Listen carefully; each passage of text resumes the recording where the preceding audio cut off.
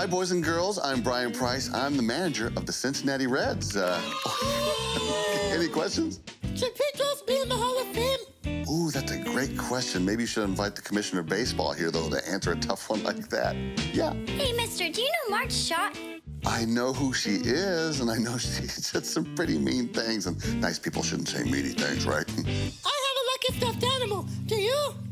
Do I have a lucky stuffed animal? That's your question to me? You little I mean, maybe I do. Maybe I talk to it all the time. Maybe Mr. Snugglepuss gave me a up lineup against the Cardinals. We got our kicked.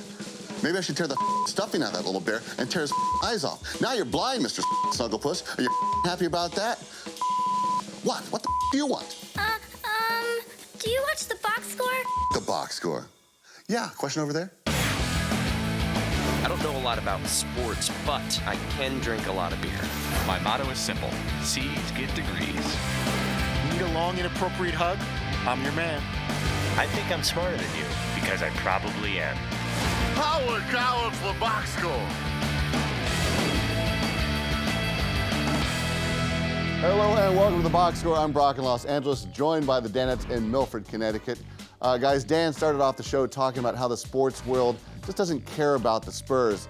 Now, Fritzy, would you rather have those 5 championships with San Antonio, or would you rather go back-to-back with LeBron in Miami with the Heat and the Heat? Yeah, I'd rather have the championships. I can see the whole zombie, boring thing, but bottom line is you're playing for titles, and I'll take extra titles over whether I'm characterized as uninteresting and boring over some more flair and even the big opportunity to play alongside someone like LeBron. So 5 titles with the Spurs anytime. Yeah, you got to go with the handful there. Michael Wilbon joined the show today and talked hoops with DP and made a pretty big statement. I think Steph Curry, Dan, and I don't know how you feel about this. We haven't talked about this. It's possible he's the best shooter in the history of professional basketball right now. Yeah. At 20, whatever he is, 6 or 7. It's possible. He's done that much already. And I'm just, I want to slap down anything where somebody jumps to one of those, whatever happens today is the greatest. But Curry, I would let that stand. I think I believe that. I don't know. It seems way too early to say Steph Curry is the greatest shooter in NBA history. It just, even if he is, it just feels way too early. Something feels wrong. I'm not sold yet. You could say the fact that he's not old enough to be there, but something would have to change in his course. He would have to get injured or start missing, which I don't know how he would just start missing. Well, I don't understand how he could say that if it's possible he's already done enough to be the greatest shooter in NBA history. So if he stopped playing right this year, he would go down as the greatest of all time. Well, but I guess you could say it's not about compiling. It's like I've never seen anyone shoot the ball this well. And he's saying, this is the best guy I've ever seen shoot the ball. You could make that statement when he's 21 or 31. I can't honestly picture I've ever seen a better shooter than Dale Ellis. Like, it just feels weird to say Steph Curry's a better shooter than Dale Ellis. You know who I was watching last night? I was watching Vince Carter play. And he had a nice jumper, and he had a couple nice defensive plays. He was kind of like a specialist out there making some hustle plays. And I'm like, if you're like 13 years old and you're sitting in the crowd at the Memphis Grizzlies games, you have no idea what Vince Carter is all about. You see this guy like, hey, he used to be pretty good a few years ago, and he's a nice role player. There's no way of putting it into any kind of context. Don't you get the feeling he's going to throw one down on somebody at any minute? Just because you know. But he's more likely to get a nice stick back. It's weird to see him popping threes, though, like way back, because you just think, I only think of him as dunking. And I know that he's made a ton of three-pointers, but like I just don't think of him as doing that. I think of YouTube highlights. Yeah, he has switched it up a little bit, but Seton, would you rather be the greatest dunker of all time or the greatest shooter of all time?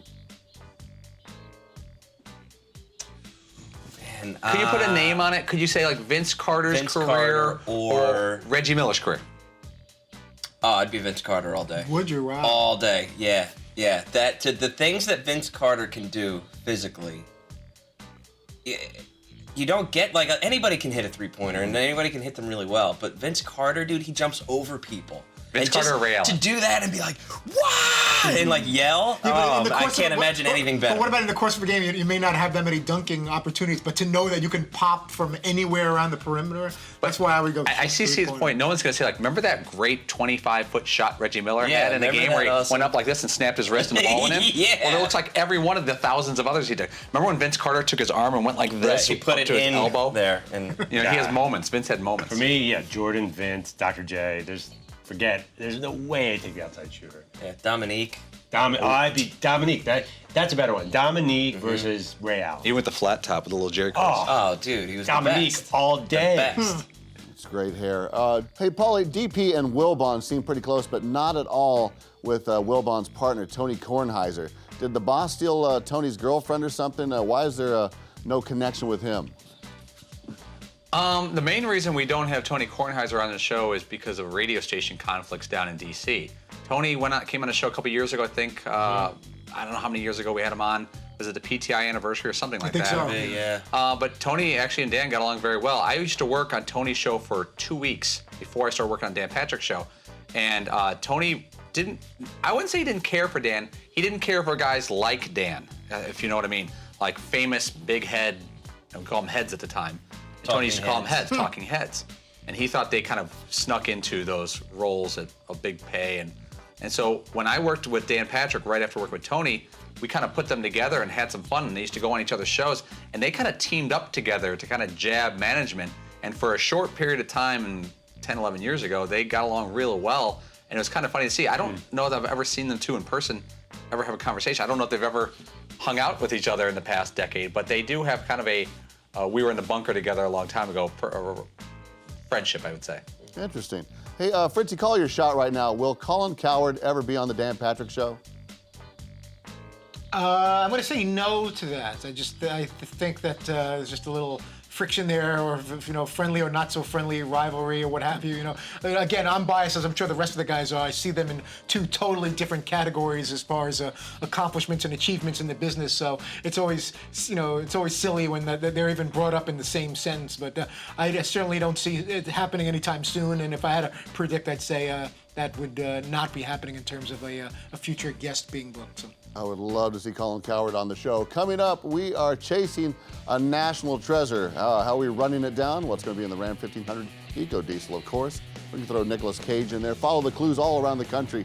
Get to where we need to go. And you need more facts. You need the right facts about the Ram 1500 Eco Diesel. Go to ramtrucks.com. Guts, glory, Ram.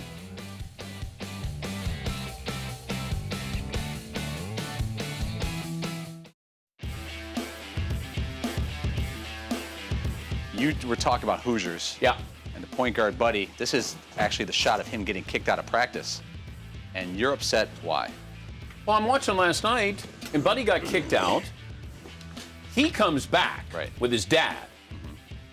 Buddy gets kicked out, and then all of a sudden, Buddy's back in the lineup. Running the point. No one says anything. There was no, hey, Buddy is coming back. He worked his way back in. How do you cut that scene? Welcome back to the box score. Dan has gained a reputation for asking the tough questions, and he did just that and took on Hoosiers today, specifically Buddy's sort of mysterious reinstatement to the team. Now, Paulie, how nervous were you taking on American history like this? Oh, not nervous. Actually, really excited. My first ever printed article in my life was a review of the movie Hoosiers for my Marian Catholic High School paper. And so I've always loved that movie. And I've always, to this day, has been bothered by how did Buddy get back on the team? There's no scene there. And I never really researched it before. So when Dan opened that window today, the I-team and all the guys in back were all in the pool. It was beautiful. You got Brad Long, the actor who played Buddy. He joined the show and cleared the air on his mysterious reinstatement with Hickory. Dan, it's the most asked question I get is how did Buddy get back on the team? And it is kind of a hole in the film, if you will. The producers at Orion felt like that I looked enough like Jimmy that audiences would be confused as to that scene where I get back on the team. But, Angelo and David will both tell you they disagree with that. It would have kind of filled the gap on how Buddy gets back on the team because we all kind of have our second chances, and that was mine, which you don't get to see. There was a segment that you filmed where you got back on the team? Oh, absolutely. I have about a 5-minute dialogue with Coach Dale saying, hey, I made a mistake, been playing for Hickory my whole life. I'd like a second chance, and he lets me back on the team, and that's what you don't see, but that's in the deleted scenes on a couple of the DVD versions. When we first started getting into this, I said to the guys, maybe it's in a deleted scene, and it was just cut from the movie, because to me that makes sense. It's not important about him being on the team. It actually has nothing to do with the story or what's going on. It's like like a D storyline at best. Like, oh, hey, what's that all about? That makes sense to me. He was right. But there's a little bit of like Dan's viewing experience. There's a little bit of like, hey, wait, what happened? Like continuity has its value too, even if it's not part of the main storyline. Just the fact that it bugged Dan when he was watching it. But it probably bugged Dan when he was watching it when he saw it for like the 400th time. He's just like, wait a minute, how did that guy get back on there? What does it say about me, and I think for all of us, that I'd rather know the answer to this mystery than who shot JFK? Like, I was much more interested in Buddy on It's certainly on the same plane, for sure. At least, to me, it's like this, and it's close. But we know who shot JFK. Right. We don't know who shot This is much more important. I'm much more invested in it. There was a moment there, somewhere around like the first hour, like last segment of the show, that I thought it captured this show perfectly, where it was like the Hoosiers breakdown with an I-team report and like 3 other just nonsensical topics that we took so seriously, and that somehow worked really well. It was great. Yeah. So proud of him. Well, these stories are important to America. Hey, judging by Long's IMDb, Hoosiers is the only movie he's ever done. Now, Fritzy, how does a guy like this react when you call up from the Dan Patrick Show with a sort of a impromptu booking? Well, I'm going to let Paulie field that because he tracked him down. I was kind of curious as well, but hopefully he was excited about the opportunity since we've talked about Hoosiers so much. Brad emailed me maybe whatever year we were in Indianapolis, just say, hey, I'm a big fan of the show. You guys are doing a great job. And I said, and it just said Brad Long, and of course I knew the name of the character. Naturally, you Buddy. knew who Buddy was. So embarrassingly shallow that I am. But I said, are you the guy who was in Hoosiers? He goes, yeah. I go, oh my God. I go, I'm a big fan. I love the movie, of course. And I love all your work. And so he goes, can I get your address? And he sent me an autographed picture of the team, autographed by him. I have it on my desk. And I couldn't find the number or the email, but he works for a company in Indiana, and I found it pretty quickly. I emailed him. He got back to me within 5 minutes, sent me his cell phone. I called him up, like, oh my gosh, the voice is like watching the movie. He goes, yeah, I could do it anytime. It actually was quite easy to find him. And also, one of the other good things about him, he was a really good storyteller today. He told quick little insider stories, which I'm sure he's done 1,000 times because he gets interviewed by this topic probably 1,000 times. Yeah, he spent his whole life telling the story of the day he was in Hoosiers. But I'll tell you, if you could tell me, remember when I was in Hoosiers? I could have a small role in any movie, and this would be in my top 3 at lowest. If you said, I'm going to be an actor for 4 weeks with Gene Hackman and Dennis Hopper and Hoosiers, I honestly don't know if I could top that. And just the way it worked out, the timeliness that he got back to so quickly, because, I guess maybe it would have had a little bit of a shelf life if we talked to him tomorrow, but it's so key not to only track the person down, but while we're talking about it, look, if we didn't have him today, it would have lost so much steam, it would have been so much less special if it didn't happen. Fritz is right. Today. If you would watch towards the end of the first segment, I'm really trying to find this guy's number and email, and to the detriment of the Michael Wilbon interview, which I was trying to pay attention to, but I'm like, I got to find this too, because we've got to pay off this bit, like Fritzy said, before the day's out. Hey, McLovin, remove Hoosiers from the list. What are the 3 greatest basketball movies of all time? 3. Ooh.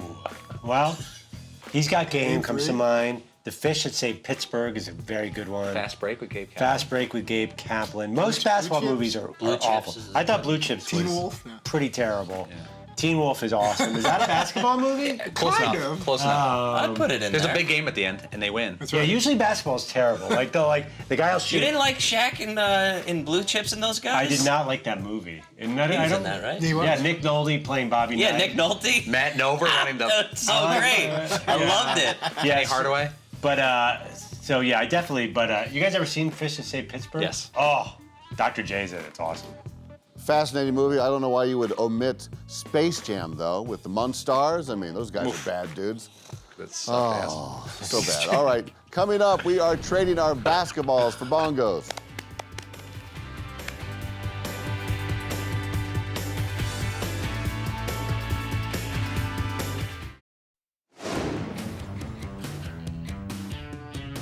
That's awesome right there. Welcome back to Box Score. Yesterday you had Rockstar on Glenn Fry, who happens to be a pretty decent golfer, and more recently you had John McEnroe, who is an athlete turned musician. So today we are going to concentrate on the true double threats. Those are athletes who did something musical. Double threats. And it'll be row versus row, and I will give you a statement. You tell me if it is true or false. Starting with the front row. True or false? In 2004, Annika Sorenstrom released a pop rock album titled Annika. No way. No way. I'm so sure of it that we would have had her on because Dan had a great relationship with her. if she had done so. Maybe in Denmark, but I don't think it happened. You were absolutely correct. That is false. Yeah, I was going to say, how would we have missed that opportunity? We wouldn't have. No, Not on our watch. No way. Back row is up next. True or false? Alexi Lawless recorded 2 albums as a singer-guitarist with the band Gypsies before starting a solo music career. Oh boy, that's a lot of. I'm gonna say it sounds so far-fetched that it would be true. What do you mean? Look at that guy. It'd be far-fetched that if he wasn't in a Gin Blossoms type. I'd be surprised he's a soccer player. Gin Blossoms type He's got like a spin doctor. That guy. Yeah, oh my God, that guy. Lyrics can't be wrong. Yeah. Last thing it looks like is a soccer player. Totally, we'll go true. Oh, yeah, it is true. And he released the solo album Ginger in 1998, among others. Front row, true or false? In 2009, Jose Canseco went lead vocals and bass on his rock album, Smash. Man, he's done a lot of weird things. Really weird, crappy, poor decision type things. They were the Boxing Bash reality Brothers. So shows. would he go Smash? Instead of Bash. Playing off I'm band. gonna say no. Again, if I would have missed this and not taken this opportunity to get Jose on the show, I wouldn't be doing my job. So I would say no. You are correct. It is a false. False. Wowzers. Seems like the kind of crappy thing he would do, though. Especially around 09 when he was really... Yeah. Trying everything. House arrest year. Back row, true or false? In 1976, Muhammad Ali provided lead vocals on the album Ali and His Gang versus Mr. Tooth Decay. What? You think he did some Such kind of kids? impressive detail. Yeah, by the Ali way. and the Gang Both versus of them Mr. have had Tooth Decay. There's lot no of way. detail. I mean, if Maybe the he did some producers kind of of the fun show kid wrote a title that creative, that seems very far-fetched. That has to be true, right? I think it's true. True. Based It on is lack of true, confidence and it on also featured Howard Cosell and Frank Sinatra. Get away from Look these at that. gingivitis. Front Buy row. that. True or false? In 2000, Mike Piazza provided death growls on Black Label Society's album Stronger Than Death. I'm gonna say yes. Piazza's a pretty big music fan. Guess growls. Sound like something you could say, like, hey, dude, could you growl a couple times into a mic and we'll put it on the record? What do you think? Black Label Society, interesting. Zach Wilde, is he a Met? Yeah, I'll go ahead and say Sure, yeah. why not? Yeah, it is true. Wow. Nice. Oh, and finally the back row, true or false? Pressure. In 1986, Darryl Strawberry released Higher a loss. rap album named Chocolate Strawberry. I'm going to give that a big false. False? I could see him trying to do rap. Chocolate He was so big strawberry? then. I could see someone would. God, I hope we have the audio if it's true. Wait, you want to go true? But I think it's false. It's a part of me thinking that he may have tried rapping at one Trust point. Fritzy. You would think that a young man in Brooklyn would have had Sure, though. chocolate strawberry. I'm not familiar with any chocolate strawberry, but I think when he was so big, everyone was probably trying to get a piece of him, and Yeah. someone came up to. My name to is try to Daryl, rap and I it. want to say. I don't know, but it's all on the line here. Okay, we're gonna Fritzy. go. We're gonna say true. Yeah, you better believe it's true. And it featured UTFO, Whistle, and Richie Rich. Survive. Tiebreaker? Well, I am to have to announce it today. It is a tie. And we, of course, have no tiebreaker because we don't plan it ever Wait, for no a tie. shootout? Don't go away. We are Homer's throwing a gonna temper make you tantrum just like these guys. Why are we throwing it? Because we don't have our Ram heavy duty. It's best in class towing torque and horsepower. Gotta sit here in the studio away from it. Oh my God. This boy can take you to any job any day of the week. Guts glory. Ram.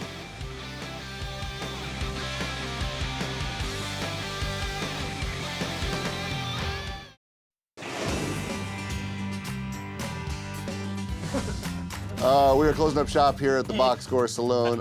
Recently, ESPN reporter Britt McHenry was suspended for a week after throwing a pretty epic tantrum at a tow yard. Now, Seton, have you had to become ultra aware of what you say in public since you're a TV figure? Oh dear. No, well, I can say that I have. I don't know if it's because I'm a public figure or if it's because I'm just getting a little older, but I've certainly dialed back my antics quite a bit. So I don't know if that's maturity or what, but some of it's kind of happening. But were you ever in a situation where you were publicly going off on somebody or ripping them to shreds publicly, or where it may have crossed your mind that, like, what if someone actually was picking up the audio or video of it? No, I've never done anything like that. Like with where like some random employee, I'm just tearing them a new one. I've gotten into arguments with people in public. Yeah. Sure, absolutely. How about Twitter? 10 billion times. Twitter's Twitter, whatever. I don't really care about that. But yeah, I don't think I've done anything publicly. One thing I could think that I've been aware of is like we were somewhere. We were on one of these trips and we were taking. There's some kids. Like kids, 8 or 9 years old, come and took a picture, and I had like 2 beers in my hand. Yeah. I had one for one of you guys and one for me.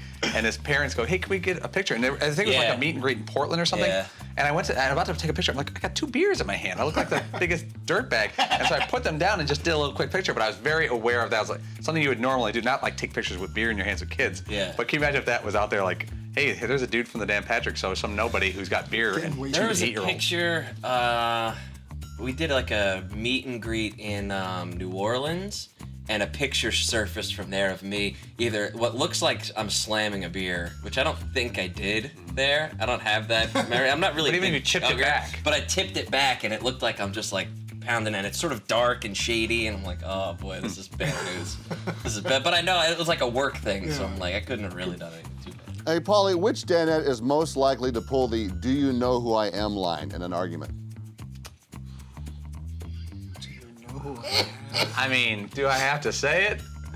I mean, I mean, you know the answer to that. No, it's gonna do you know who I am in public though? Maybe not. If you had not to. Those specific words. If you had to. Do you guys think? Well, I see. But of the 4 of us, who would use their role with the Dan Patrick Show to get something? Oh, that's probably me. Or Todd. Yeah. You and Todd are pretty much neck and neck, I think. Todd, where'd you get the shirt? Yeah, by the way. This I bought. This actually from the Phoenix Suns? You paid money for that? I actually did. No way. Sure. That's worse than asking for it for free. That's the shirt you decided to pay money for? We got souvenirs for the kids, and then I saw this. It was also, let be known, it was Fan Appreciation Day. So a crappy black shirt. What's wrong with this shirt? I thought it's a nice shirt. It's not a nice shirt. You don't think it's not a nice shirt? All right, here, do me a favor. Put your hand over the Suns logo for a second. That shirt sucks. Really? Right, because it's just a black polo shirt. You have 1,000 It's got of white them. stripes on one side, but nothing on the other side. It's a crazy, like, unique. What, was that over $12? Now you're making. So it's Fan Appreciation Day. It was Fan Appreciation, so it was 25% off of like everything in the store for like the last game of the regular season, and I think it was like normally $70. If it was 125% off, then it would. I think I got it for like 50, 55, and it was normally like 70. I actually wore it. I was like, you must be an assistant coach because only an assistant coach would wear this shirt. I forced to. I would rather go shirtless than wear that. I think this is an awesome shirt. It's got a cool logo, and again the whole way. What happened to the stripes on this side? Oh, I'm crazy. Do people ask you about that? No. They have not. You know, I hate to say it, you bought it a size too big, dude. You got a low. My wife said she thinks that maybe it's time for a large instead of an extra. Yeah. I don't know if I'm ready. I don't know if I'm ready for that yet because I haven't been a large since like Little League. So, but I'm disappointed that you guys don't think this is like a totally awesome shirt. I love that. I love that you bought that though. I was looking around for different things. I don't want a foam finger. I don't want a hat or anything. This jersey. No, you want something respectable and classic. Sabalo's $250 old jersey, whatever. I'm like, oh, and then I saw this. I'm like, black with the white stripes and this logo. I'm like, whipped out my credit card. Let's do it. The Sabalo's jersey would have been pretty cool, though. Yeah. Fritzy, let's put you in a situation here. Let's say that you were going into a fancy restaurant with your wife for an anniversary, but Paul is the maitre d', and he just gave away your table as you walked in. Now use your celebrity and get that table back or even a better table. And Paulie's the maitre d'? Yes. And so we know each other and everything? We regret to inform you that someone else has your table and we're not going to be able to seat you tonight. Okay, well, this is, that's a special moment for my wife and I. It's our anniversary, and we heard some great things about this restaurant. And you decided to wear that shirt to your anniversary dinner? I did. I think my wife really likes it. I'm doing you a favor by not letting you in this restaurant with that shirt on. Well, it's a special night for us, and I promised her. This is a high-class restaurant. I know, but she really likes the calamari here, and I promised her. She's dressed fine. She can come in. Yeah, but this is a special jersey because we met at. Do you work for the Suns? I do not, but we met at a Suns game, and the first time we ever made out was on center court at the Suns. Made out. So that's why. It's not a Suns restaurant, is it? It's an anniversary. I'm doing this for the anniversary to set the. You're not taking her to Dan Marley's restaurant for dinner. I remember wearing just this. How'd you guys get on the half court to make out? I have some connections. Did she have press credentials? Did you get a press credential for your wife?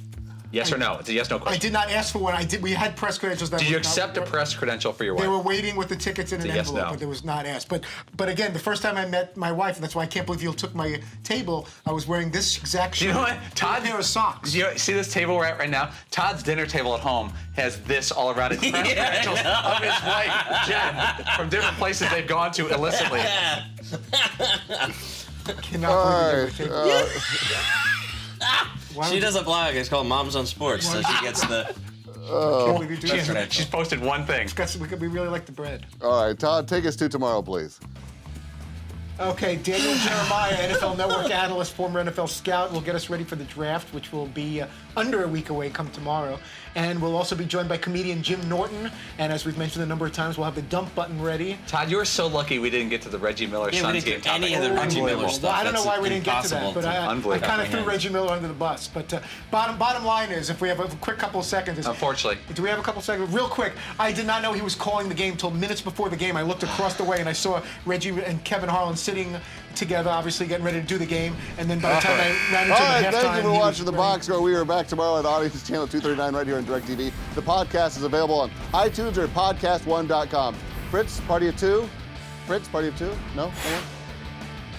I don't know a lot about sports, but I can drink a lot of beer. My motto is simple. C's get degrees. Need a long, inappropriate hug? I'm your man. I think I'm smarter than you, because I probably am. Hey, thanks for watching the Box Score. Holy